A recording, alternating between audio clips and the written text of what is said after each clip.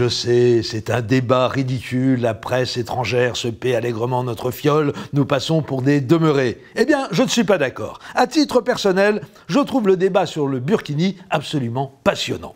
Ne serait-ce que techniquement, de nombreuses questions restent sans réponse.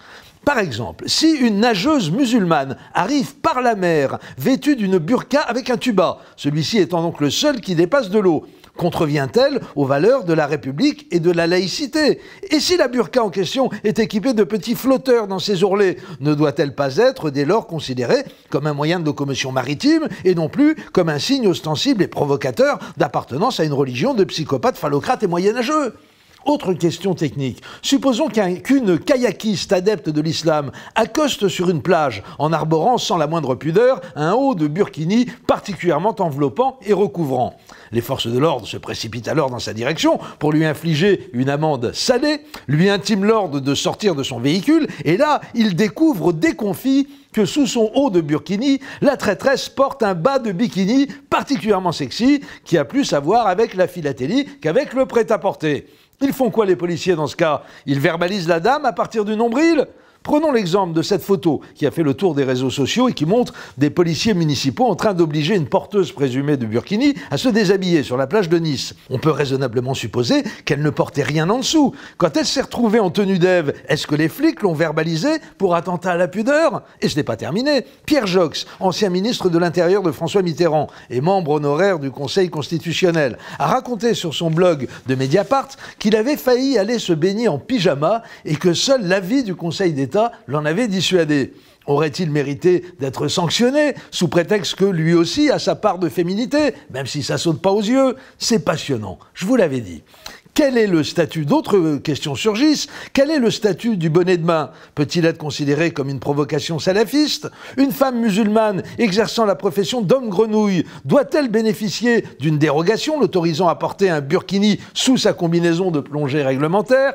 Le législateur doit-il lui attribuer le statut de femme, d'homme ou de grenouille? Et ces palmes qui recouvrent ses pieds dans leur intégralité contribuent-elles à son aliénation en tant que femme? Mais si les femmes grenouilles n'en portaient pas, ça serait contraire au principe républicain d'égalité entre les hommes et les femmes. Ah, c'est pas simple, mais passionnant. Tiens, cette question n'a pas encore été formulée, et pourtant il va bien falloir l'intégrer au débat. Comment identifier les femmes wahhabites qui pratiquent le naturisme? Doivent-elles être considérées comme toutes nues à partir d'une seule ou de deux oreilles découvertes par leur mini-burkini? Et surtout, le simple fait d'associer les mots femme et wahhabite ne mérite-t-il pas une bonne cinquantaine de coups de fouet? Pour la femme, bien sûr, qui n'a pas pu s'empêcher d'avoir des pensées impures quand elle a entendu le mot wahhabite. Et si une musulmane toute nue sur la plage s'enduit le corps d'écran total, peut-elle être verbalisée pour port de burkini dissimulé?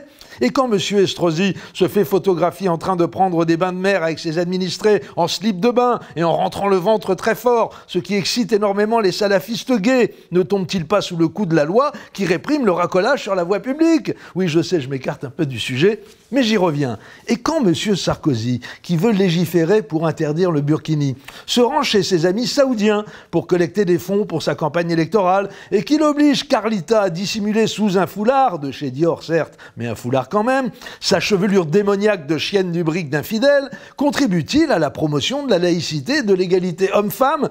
Que je sache, lui ne se sent pas tenu d'enfiler une djellaba et de se planter un bonnet d'imam sur la mini-vague quand il va taper des pétrodollars aux bédouins. Passionnant le débat, je vous l'avais dit. À lundi.